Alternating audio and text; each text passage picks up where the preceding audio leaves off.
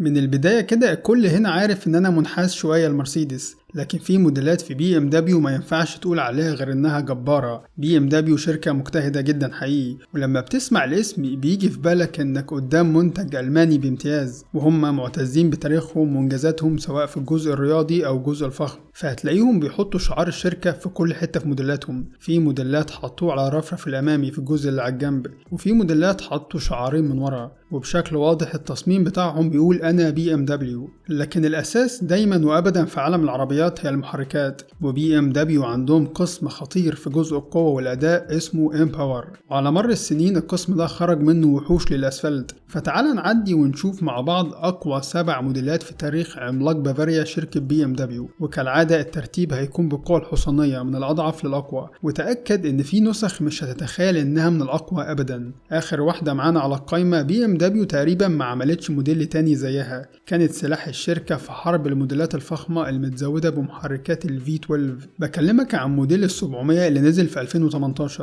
كان الجيل اللي باسم ال M760Li بقوة 600 حصان. محركها هو أكبر بلوكة إنتاجية في تاريخ الشركة كلها، سعته حاجة مجنونة 6600 سي سي تنافس طبيعي، وبيكون نفس المحرك اللي بينزل على موديلات الرولز رويس اللي بتمتلكها شركة بي ام دبليو، ف 12 سلندر ودفع كلي للعجلات شغل الاكس درايف مع فتيس 8 سرعات اوتوماتيك، كانت بتتسارع لسرعة 100 كيلو في الساعة في 3 ثواني ونص بس. فبنتكلم عن موديل بوزن 2 طن تقريبا بتطير على الاسفلت، وده بسبب حفلة الأحصنة اللي تحت كابوتها الكبير ده. تعال نعلى 10 أحصنة زيادة ونوصل لقوة 610 حصان، مع نسخة كهرباء بالكامل من خط الإنتاج المعروف بالاي اكس، مع موديل بي ام دبليو اي اكس ام 60 محطوط ليها ستايل البراندنج بتاع قسم الامباور في اسم الموديل وشوية تفاصيل في العربية نفسها. التصميم نفسه حاجة مستقبلية، تحسها نسخة كونسبت مش حاجة انتاجية ابدا. وكون ان في اس يو في كهرباء قوية جدا كده من بداية كلامنا على اقوى نسخ في تاريخ الشركة دي تخليك تعرف الشركة هتروح على فين في نهاية الفيديو ده. وتصميم الشبك الامامي في الموديل ده ملوش اي تفسير الصراحة، قوة من غير جمال بتتحول لمسخ. ومش عارف الصراحة ليه نسخ الكهرباء من بي ام دبليو دايما بيكون شكلها غريب كده. تعال نعلى 10 احصنة كمان زيادة ونوصل لمستوى ال 620 حصان، وخلي بالك لان ده مستوى فيه موديلات شديدة جدا عند بي ام دبليو، وهي مجموعة النسخ الحصرية من كتير من الموديلات الرياضية المعروفة باسم الكومبيتيشن. بنتكلم هنا عن حاجة سريعة جدا جدا زي الام 5 الاف 90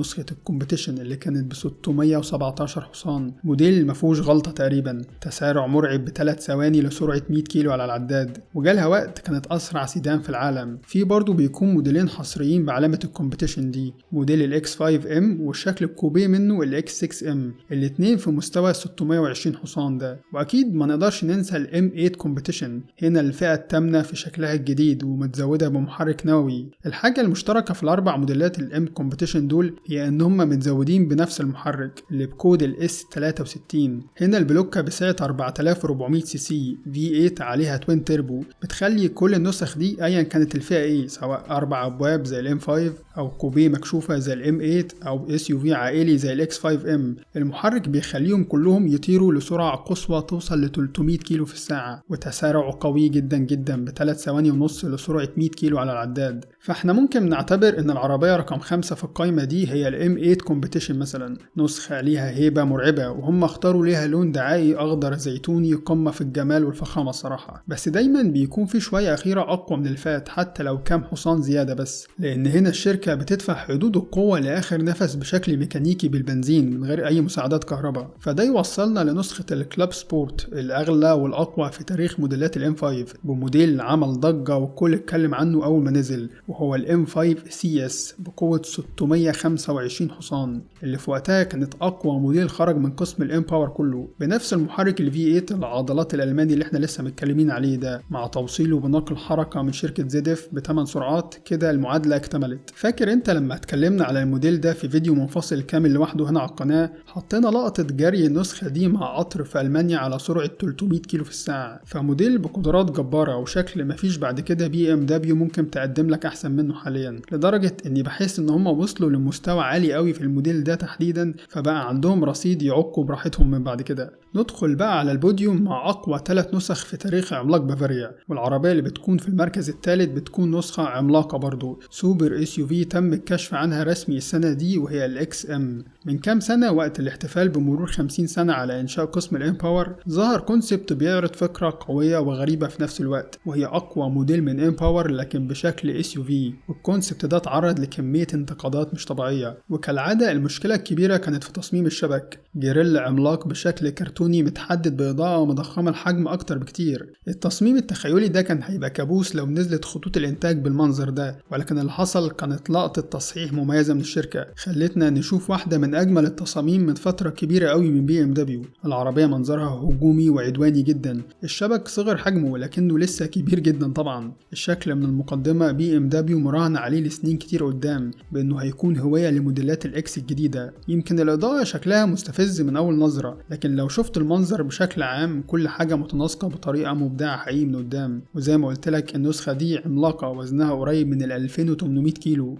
ومبنية على نفس قاعدة عجلات الاكس 7، فبنتكلم عن حوت من إنتاج إمباور، فتأكد إنه متزود بمحرك جبار يدفع الكتلة دي كلها. عليها محرك V8 4400 سي سي توين باور تيربو شهير جدا من بي ام دبليو، والمحرك ده موجود على أي نسخة قوية جدا نزلت في آخر 5 سنين، حاجة كده زي الام 5 كومبيتيشن مثلا. لكن هنا قرروا إنه يزودوا المحرك ده بمحرك كهرباء يساعد في أداء ال V8 المتربن ده، وهو مش محتاج أي مساعدات الصراحة، ده يقوم ببلد لوحده. ولكن فكرة الهايبريد وتحديدا البلاجن هايبريد هتوصل القوة لمستوى 644 حصان وعزم دوران ل 800 نيوتن متر. مين يتخيل زمان إن واحدة من أقوى نسخ بي ام دبليو هتكون عربية فول سايز اس يو في وبتتسارع في 4 ثواني وجزئين بس من الثانية، وسرعة قصوى مقفولة إلكتروني ل 250. الأبعاد ضخمة جدا طبعا من كل اتجاه، وكلها خطوط حادة معبرة عن رياضية الموديل وإنه مش حاجة زي اللي قبله فعلا. الشبك ظبطوه أخيرا مع الفريم الذهبي والأنوار المحيطة للعربية منظرها خطير بالليل، ومن ورا هتلاقي فيه شعارين للعلامة فوق زاوية السقف، تحية لملامح تصميم أول نسخة من إمباور وهي الام 1 اللي رسموها من 50 سنة. فالمركز الثاني بيكون لنسخة كهرباء بالكامل، أعلى فئة ممكنة من ناحية القوة من الفئة السابعة وهي الاي 7 ام 70، سيدان طويل غالي بسعر 170 ألف دولار وقوة 650 حصان. والكهرباء فيها ميزة مش متاحة في نسخ البنزين، وهي إمكانية تزويد العربية بأكتر من محرك. يعني 700 دي عليها محركين كهرباء واحد على كل محور عجلات، والاتنين مش نفس القوة، اللي ورا هو الأساسي بقوة تقارب ال 500 حصان، الأمامي ده لتعزيز توليد الطاقة في حدود 150 حصان. يعني تخيل الحوت الكهرباء ده بيتسارع لل 100 كيلو في الساعة في 3 ثواني ونص بس. فأرقام سوبر سبورت تحت غلاف فخم جدا جدا. العربية شكلها غامض وغريب، والمقدمة منظرها مستقبلي جدا، واللعب في فكرة اللونين لبادي العربية مديها شكل مميز للنسخة دي. طبعا لو قارنتها بأي نسخة لاكجري تانية الشبك الأمامي تقريبا كله مصنوع من البلاستيك، شكله من بعيد مميز باللون الأسود، ولكن من قدام وحش جدا إن العربية يكون عليها كمية البلاستيك دي كلها من بره. النسخة دي زي ما قلت لك إنها أعلى فئة من ال700، في منها فئة كهرباء أقل وفئات البنزين العادية المعروفة، ولكن الام 70 أقوى على أقل تقدير ب 150 حصان عن باقي ال700. فالعربية عليها شعار الامباور في أماكن كتير، والحكاية دي ما بقتش فاهم معناها الصراحة. فأنا هسألك سؤال ونفكر مع بعض ممكن في فيديو تاني منفصل، هل قسم الامباور فقد هويته وبقى وسيلة للتسويق بس؟ ولكن لحد ما نلاقي إجابة للسؤال ده تعال نخش على المركز الأول اللي بيكون نفس الوحش اللي اتكلمنا عليه من دقايق، وهو موديل الاكس ام، ولكنه بفئة جديدة نزلت من شهور قليلة اسمها ليبل ريد، بيكون فيها تحديد لأجزاء كتير في العربية باللون الأحمر. بي ام بتوري حرفيا المنافسين العين الحمراء بالموديل ده، لأنه تم تعديل الاستجابة والبرمجة وشوية في الميكانيكا للوصول لهرم القوة الحصانية في تاريخ بي ام دبليو كله، بقوة 750 حصان وعزم دوران حاجة جبارة ال 1000 نيوتن متر. ال1000 تور كده عزم موديلات بوجاتي يا راجل، علشان تكون باكتساح واحدة من أقوى العربيات اللي مشيت في أوروبا كلها. فهي محاولة جريئة صراحة، أنا ما شفتش سوبر اس يو في بالمنظر ده قبل كده، حقيقي خطيرة في التفاصيل الخارجية كتصميم وكأرقام حقيقية فعلا بتوصل للعجل اللي بيكون 23 إنش. بي ام دبليو بالعلامة الحمراء دي بتكون نسخ حصرية جدا بعدد 500 نسخة بس للعالم كله، وأنا متوقع إنها لو اتجربت على حلبة نوربرجرينج هتكون الأسرع طبعا. فبس كده اكتب لي في الكومنتات مين أكتر موديل من دول عجبك فعلا. سلام.